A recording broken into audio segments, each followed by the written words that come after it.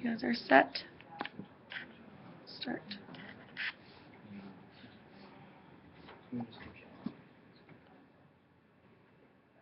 Cool.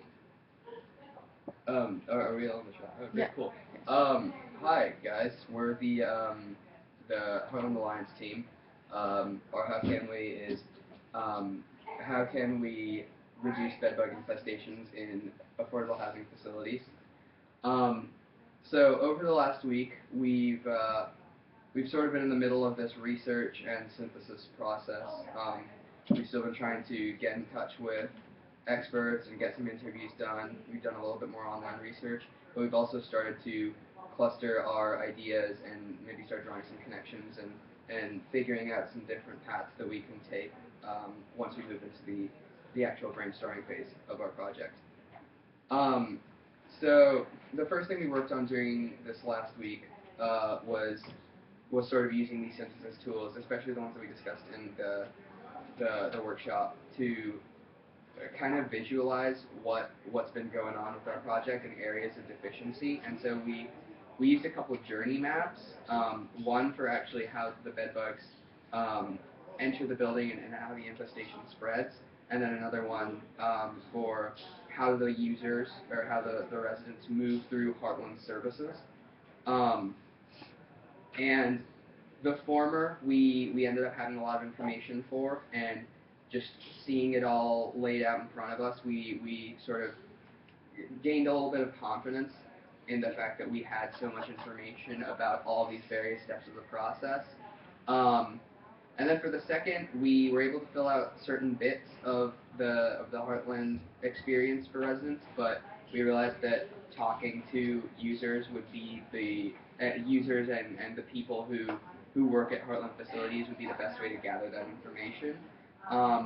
And so yesterday we were actually able to go down and see some of the facilities with our contact at Heartland Alliance lately, and yeah, we can talk a bit more about that now. Yeah, so for our visits, at around 1 p.m. we visited a shelter for homeless teens.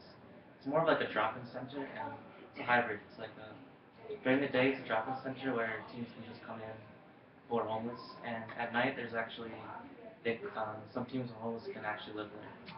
It's a very dormitory style of building. We met with the manager, Mark, and he pretty much led us through the building.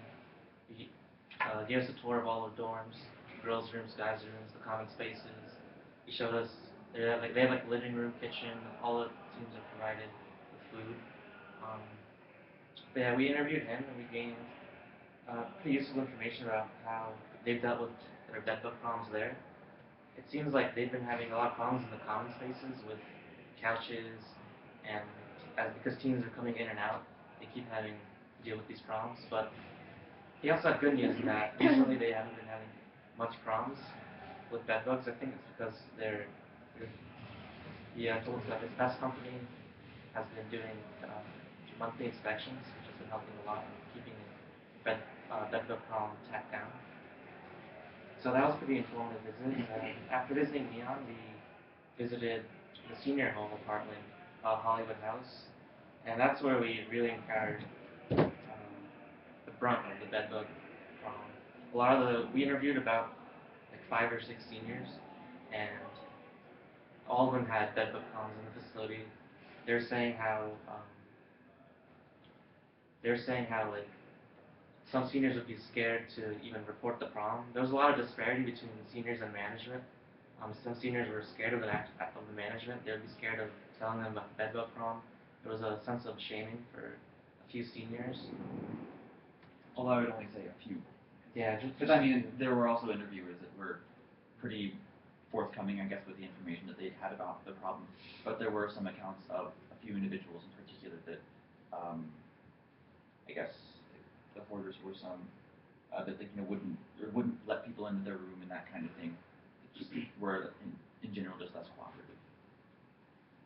Right, we got a good understanding of the dynamics of these places, and it was interesting because our interviews with at least with the residents of Hollywood House were somewhat differing in the perspectives and in the testimonies.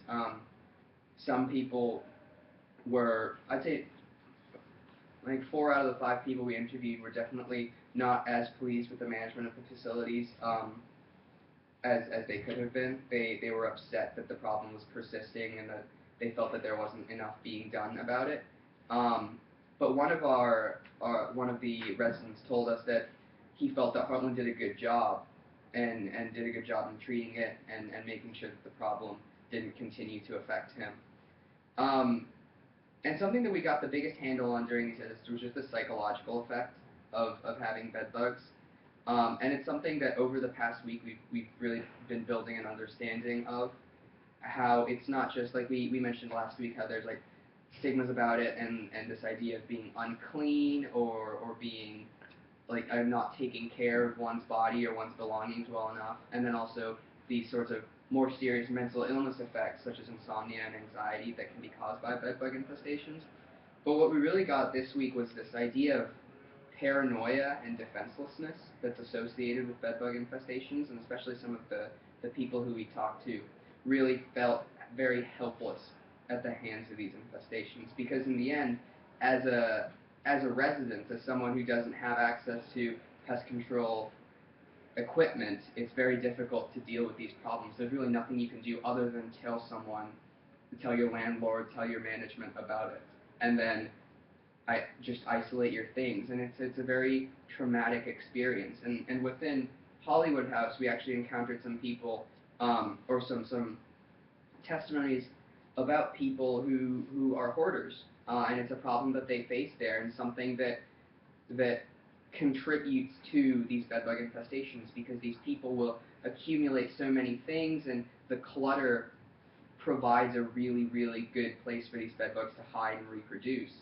And at the same time, they're very hesitant to let pest control personnel into their rooms, because it means that they have to sort of like have that space invaded, and there's the possibility that they'll be told to get rid of some of their things. And so I mean, for personal belongings in general, most people would be very reluctant to get rid of those, and for someone who has a hoarding problem, it's even more traumatic of an experience. And you have these people who legitimately hold out against getting their rooms treated because they're too afraid to let someone into their home and face the prospect of having to get rid of some of their things.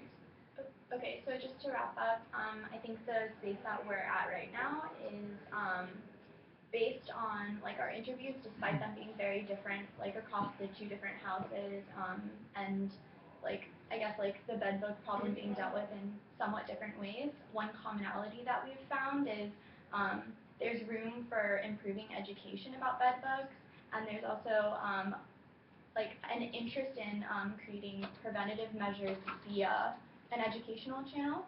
So our team has really tried not to narrow in on a solution that we like yet, or even narrow our how can we yet, and keeping things broad, but we are taking into account our interest in the educational like aspect of it, and regardless of the solution we choose, we think that we're going to need to develop like an educational tool to supplement it if it's not the main thing. So that's where we're standing right now. Okay. Yeah. Thank you. I mean, this is just an update. We don't need to talk about everything. Can we sit down? Yeah, please.